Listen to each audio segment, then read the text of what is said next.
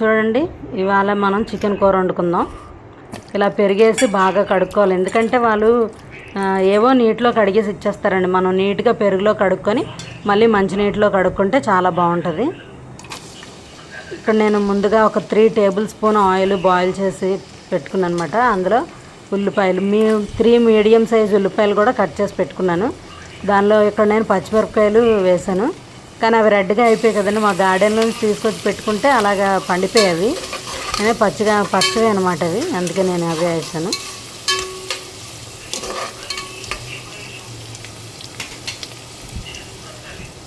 చాలా కారంగా కూడా ఉంటాయండి. ఇక్కడ నేను మసాలా రెడీ చేసుకున్నాను. ధనియాలు, జీలకర్ర, దాల్చిన చెక్క, లవంగ మొగ్గలు, యాలకులు వేసి రెడీ చేసుకున్నాను. అలాగే ఇంకా అల్లం వెల్లుల్లి కూడా రెడీ చేసుకోవాలి. ఈలోగా ఇది బాగా వేగుతుంది అనమాట. ఉల్లిపాయ బ్రౌనిష్ కలర్ వచ్చినంత వరకు వేపాలి, అప్పుడే మనకి కూర చాలా టేస్ట్గా ఉంటుంది. ఇప్పుడు మనం ముందుగా కడిగి పెట్టుకున్నాం కదా ఈ చికెను, ఈ పీసెస్ ఏమో వేసేయాలి అందులో. నీళ్ళు లేకుండా నీట్గా వేసుకోండి.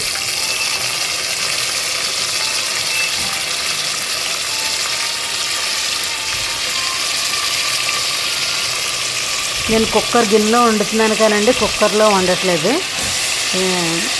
అసలు కుక్కర్లో మూత పెట్టి మాత్రం అస్సలు కూర వండకూడదు. కుక్కర్ మూత పెట్టి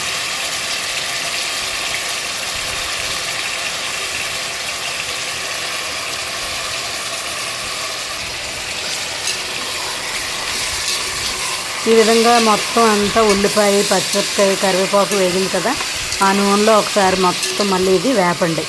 1 మినిట్ ఇలాగా వేపుకుంటే సరిపోతుంది.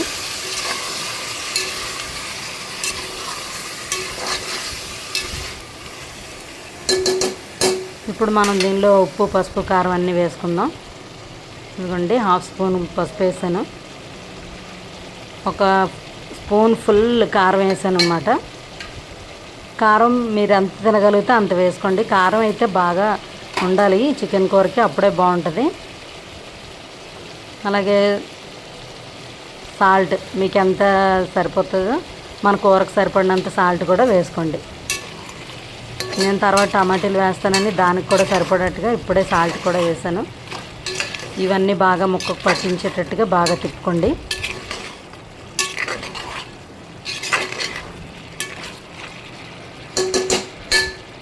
ఇప్పుడు ఒకసారి మూత పెట్టేయండి.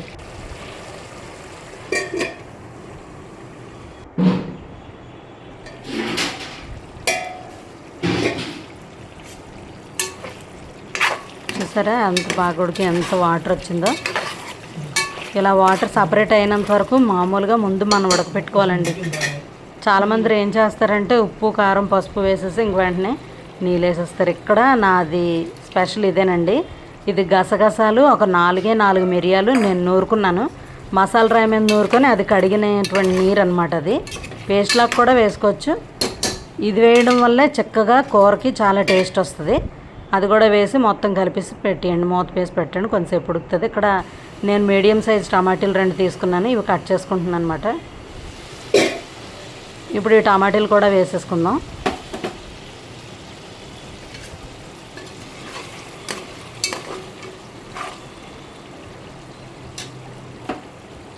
మీకు కావాలి అనుకుంటేనే టమాటీలు వేసుకోండి, లేకపోతే టమాటీలు వేసుకోకపోయినా బాగానే ఉంటుంది.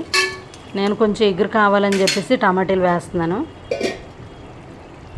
మసాలాతో కూడా మనకి ఎగురు వస్తుంది, కానీ టమాటా వేసుకుంటే కొంచెం కూర ఎక్కువగా అవుతుంది కదా అని చెప్పి వేసాను అంతే.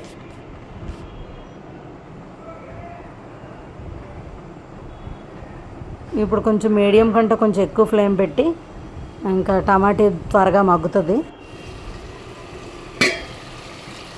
ఇంకా ఇక్కడ మగ్గలేదు, ఇంకా టమాటా కొంచెం మగ్గాలి. ఇంకాని మళ్ళీ మూత పెట్టేద్దాం.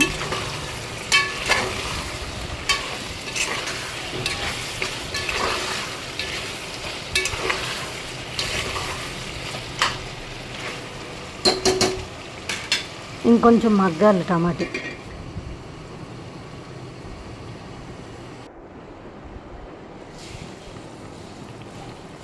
ఇప్పుడు ఫుల్ మగ్గిపోయిందండి. చూసారా నీళ్ళు ఎలా సైడ్కి, నూనె ఎలా సైడ్కి వచ్చేసిందో. ఈ టైంలో ఒకసారి బాగా తిప్పుకొని ముక్క మునిగేటంత వరకు నీళ్ళు వేసుకోండి. ఇలా నూనె సపరేట్గా, ఇందాక చికెన్లో ఉన్న వాటర్ సపరేట్గా అయిన తర్వాతనే నీళ్ళు వేసుకోవాలి. అలా ఏం అవ్వకుండా వేసుకుంటే అదొకలాంటి టేస్ట్ అంతగా బాగోదు. వండుతారు కానీ అంతగా బాగోదండి, అలా వండేస్తుంటారు కొందరు.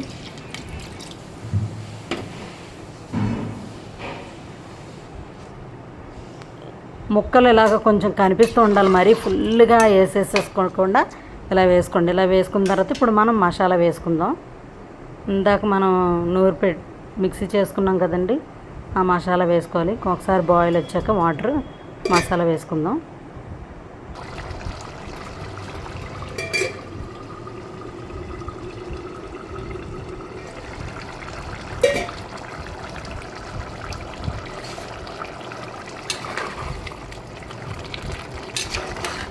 చూసారా, నీళ్ళంతా ఇంకిపోయి ఇప్పుడు వేసుకుందాం అనమాట మసాలా.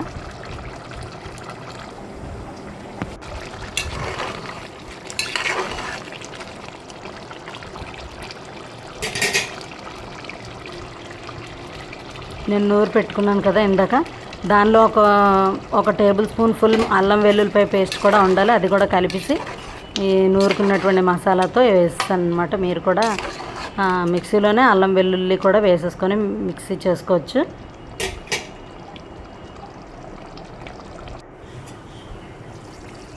ఇంకా అయిపోయిందండి కూర, ఆల్మోస్ట్ వాళ్ళ దగ్గర పడిపోయింది.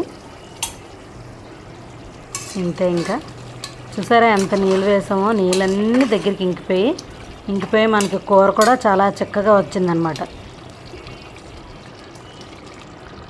చూడండి ఇలా ఉంది కదా. కొంచెం ఇప్పుడు వాటర్ కన్సిస్టెన్సీగా, ఇది చల్లారిన తర్వాత మనకి ఇంకా చాలా దగ్గర అయిపోద్ది. చాలా టేస్ట్గా ఉంటుందండి. మనం ఈ గసగసాలు మిరియాలు వేసుకున్నాం కదా, దానివల్ల చిక్కదనం వస్తుంది. ఒకవేళ గసగసాలు లేవు అనుకోండి, కొబ్బరిపాలు కూడా వేసుకోవచ్చు. చిక్కగా ఉన్నటువంటి కొబ్బరిపాలు వేసుకోవాలి, అప్పుడే మనకు మంచి టేస్ట్ ఉంటుంది అన్నమాట. కానీ గసగసాల్లో కూడా రెండు టైప్స్ ఉన్నాయి కదా, అందులో నాటు ఉంటాయి, హైబ్రిడ్ ఉంటాయి. నాటువి తీసుకోండి గసగసాలు, అవి బాగుంటుంది. ఓకేనండి, నా వీడియో కానీ మీకు లైక్ అయినట్టయితే please like, share and subscribe. Please subscribe చేసుకోండి. చూడండి, మా గార్డెన్లో ఉన్న పుదీనాకు తీసుకొచ్చాను, దాంతో గార్నిష్ చేసి చూపెడుతున్నాను. ఎంత బాగుంది కదా. చూడడానికే కాదండి, తింటే కూడా చాలా బాగుంటుంది. ఎంత బాగుంటుందని 100% చాలా బాగుంటుంది. ఎవరికైనా దేనిలోకైనా, అన్నంలోకి ఇంకా దేనిలోకైనా బాగానే ఉంటుంది ఇది. థ్యాంక్ యూ ఫర్ వాచింగ్ అండి. నేను దీంతో పాటు చారు కూడా చేసుకున్నాను.